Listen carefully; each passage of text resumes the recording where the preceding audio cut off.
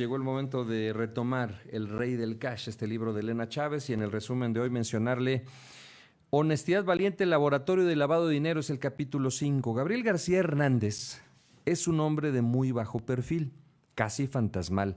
En el año 2000 inició como director de adquisiciones de la Oficialía Mayor del Gobierno de la Ciudad de México a cargo de Octavio Romero, el que institucionalizó el moche a los trabajadores de confianza del Gobierno de la Ciudad de México. Gabriel el Callado, como le decían entre el equipo de López Obrador, también fue responsable de los pagos al semanario Regeneración que editaba el hoy vocero del presidente, Jesús Ramírez Cuevas. Gabriel García Hernández no era solamente la cara de Honestidad Valiente, sino el estratega en la creación de la estructura humana para mover gente en los actos públicos del candidato a lo largo del país.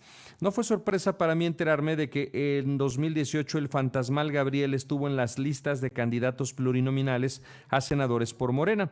Aquella era una medida preventiva en caso de no ganar la presidencia. No obstante, tampoco me sorprendió que en lugar de llegar al Senado, el presidente electo lo nombrara coordinador general de programas de desarrollo de la Oficina de la Presidencia. Un puestazo ante la vista de todos, pues Gabriel sería el encargado de mover a los subdelegados. Un par de años después fue tal vez la soberbia la culpable de la estrepitosa y humillante caída del manejador de Honestidad Valiente. Sus superdelegados no hicieron bien su trabajo y le hicieron perder a López Obrador y a la jefa de gobierno, Claudia Sheinbaum, las posiciones que creía estaban aseguradas para ellos. Ahí mencionaron a Claudia Sheinbaum, por ahí tiene su imagen. La Ciudad de México, el bastión de la lucha obradorista, les volteó la espalda y en las intermedias de 2021 perdieron la mayoría de las alcaldías, así como varios municipios del Estado de México. Para justificar su mal gobierno, Sheinbaum culpó a Gabriel de no haber operado bien con sus muchachos, dejar que Ricardo Monreal se metiera en la elección y hasta apoyar a los candidatos de oposición como Sandra Cuevas para quitarles la alcaldía Cuauhtémoc de la Ciudad de México, demarcación en la que se asienta el palacio donde vive el presidente, donde despacha Sheinbaum y donde se corre mucho, pero mucho dinero. A diferencia de los que han cometido errores, Gabriel García se rebeló ante el fuertísimo regaño del presidente y solito salió a anunciar a los medios su renuncia al cargo de coordinador de programas de desarrollo para incorporarse al Senado. 4 meses después de ocupar el escaño en la Cámara Alta, Gabriel volvió a su estado espectral y fue enviado lo más lejos de Palacio Nacional, a la región de La Laguna, como encargado del programa Agua Saludable. Bueno, pues esos cadáveres que va dejando en el camino Andrés Manuel López Obrador son los que narran cosas como estas en este libro y en muchos otros libros que van a salir, en artículos, en declaraciones y en videos en este mundo tan mediatizado. Quien crea que esto es una cosa sin trascendencia, este libro del Rey del Cash, pues se equivoca, porque nada más es que le aprieten el botón a gente como él y a muchos más y van a empezar a soltar todo lo que aquí se dice, y eso no le conviene al presidente. En 2006, todo indicaba que el tabasqueño sería el ganador de la elección federal, tanto en la oficina del candidato como en la nuestra, dice Elena Chávez. Se sentía un ambiente de fiesta, de júbilo, pero algo pasó. En segundos el sistema de resultados preliminares cambió el porcentaje de votos y Calderón se puso encima de López Obrador. Finalmente, con un mínimo de 0.56%, le levantaron la mano al panista Felipe Calderón y lo declararon ganador de la contienda. En Seguridad Pública estábamos atónitos, dice, porque ella trabajaba ahí con Joel Ortega. En la casa de campaña del candidato del PRD se había congregado un gentío, principalmente los operadores de la estrategia, los funcionarios que hicieron aparecer dinero de la nada para crear la estructura, el equipo compacto del abanderado y sus hijos. De un minuto a otro el ambiente se volvió trágico, se esfumó la alegría y los presentes salieron patitas para qué te quiero ante el semblante de López Obrador.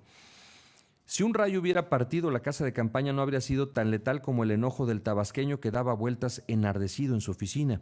Esa noche triste en la que perdió, nació en su alma el peor de los sentimientos humanos, el odio y la venganza. Si ya había resentimiento por el desafuero, que al final lo convirtió en víctima y casi lo hizo ganar la presidencia, el odio fue el motor para crear estrategias como el plantón de reforma, el voto por voto, casilla por casilla, la presidencia legítima, entre comillas, y la toma de la Cámara de Diputados el día que Calderón llegó hasta el recinto legislativo por la puerta trasera para recibir la banda presidencial. El hijo de Tepetitán, Tabasco, el hombre que por un golpe de suerte se había convertido en jefe de gobierno del DF sin cumplir los requisitos, creyó y creerá siempre, como lo sigue repitiendo hoy en día, que la elección se la robó la mafia del poder, creada por el maquiavélico Carlos Salinas de Gortari y por los empresarios más ricos del país, a quienes les guardó un profundo rencor y de quienes juró vengarse. Avanzamos en este resumen del libro. Son unas líneas nada más las que yo le comparto, no todo el libro, para hacerlo un poquito más ágil. El montaje de Reforma. Al perder la elección presidencial de 2006 frente a Felipe Calderón con una diferencia mínima de 0.56% de votos, López Obrador tomó como rehenes Paseo de la Reforma y las calles que conducen hasta el Zócalo. Montó toda una ciudad perdida en protesta por el supuesto fraude electoral que tanto le amargó el corazón y envenenó su alma. En aquella época, César y yo, dice César Yáñez, vivíamos en la calle Sevilla 15, muy cerca de la Diana Cazadora. Un día de julio de 2006, tras las elecciones, llegó a mi departamento el hoy presidente para tener un encuentro con Joel Ortega. César le había ofrecido a su jefe mi hogar para plantearle al jefe policiaco su proyecto de tomar Reforma. Mientras desayunaban, escuché cuando López Obrador le soltó a Ortega su propósito de hacer un plantón en Reforma para presionar al gobierno foxista al recuento de votos. Ahí nació justo la frase célebre de voto por voto, casilla por casilla. Me quedé paralizada, de reojo observé cómo el titular de Seguridad Pública palidecía. El encargado de cuidar y preservar la seguridad de la gran urbe, ahora sí debía proteger al rey sin corona y a sus simpatizantes ante el malestar de los ciudadanos. Con voz débil, casi en susurro, Ortega le explicó al jefe, al que nadie se atrevía a contradecir, lo riesgoso que podría resultar el plantón, pero terminó aceptando, como todos, hacer la voluntad del tabasqueño. Eran los mismos que entregaban dinero mensualmente a Alejandro Esquer los que también tenían la responsabilidad de sostener el plantón y que años después se encargarían de viajar por todo el país para crear las bases de Morena. En una entrevista, Guadalupe Acosta Naranjo me contó que fue Alberto Anaya, el dueño del Partido del Trabajo, el de la gran idea del plantón, mientras la dirigencia nacional perredista lo desaprobaba y proponía una huelga de hambre por parte del tabasqueño.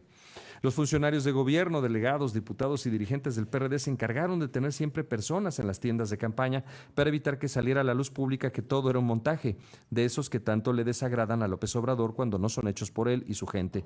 Las y los perredistas estaban obligados a darles de comer a todos aquellos que se presentaron a vivir durante más de un mes en una de las avenidas más emblemáticas de la capital. Finalmente, después de 47 días, el 15 de septiembre de 2006 se levantó el plantón. López Obrador siguió moviendo a sus seguidores sin soltar jamás la cantaleta del fraude electoral. 2 meses después, el 21 de noviembre, entre lágrimas que escurrían por sus mejillas, se declaró presidente legítimo de México en el Zócalo capitalino. Rosario Ibarra de Piedra le colocó la banda presidencial y él, con la vista perdida entre la multitud, nombró a sus 12 apóstoles, los 12 miembros de su gabinete alterno, todo bajo el auspicio del jefe de gobierno del Distrito Federal, el noble Alejandro Encinas, del propio PRD. Muchos de ellos, incluyendo Encinas, fueron enviados a diferentes estados a llevar dinero para impulsar el movimiento o apoyar a los candidatos a las gubernaturas. Dice que incluso, Encinas fue detenido con una fuerte cantidad de dinero en efectivo, pero una llamada al poderoso Nicolás Mollinedo evitó que pasara a mayores y se hiciera público en los medios. Sería sensacional que, en honor a la memoria histórica, el hoy subsecretario de Derechos Humanos de la Secretaría de Gobernación contara a los mexicanos de esa experiencia y deje de mantener su gris actuación de defensor de los derechos humanos que son vulnerados todos los días por el gobierno de la 4T, incluyendo los de mi oficio, los periodistas, dice la autora del libro El Rey del Cash. Para cerrar el resumen de hoy, dice que a ese gabinete que nombró, gabinete legítimo de su presidencia legítima, entre los que están Ortiz Pinchetti, Mario Di Costanzo, Gustavo Iruegas, Raquel Sosa, Marta Pérez Bejarano, Luis Linares, Berta Luján, la misma Sheinbaum, Bernardo Batis, en fin, pues que les pagaba 50,000 pesos mensuales el PRD a cada uno de ellos y a cada uno de sus subsecretarios, dice. Con el mismo salario, ninguno trabajó como para devengar ese salario que fue pagado a disgusto por el PRD. Así el resumen de hoy del Rey del Cash de Elena Chávez, que está en todas las librerías, y usted puede leerlo y pues contrastarlo con la realidad, criticarlo, cuestionarlo, confirmar sus creencias, lo que usted quiera. Usted es libre de creer lo que quiera.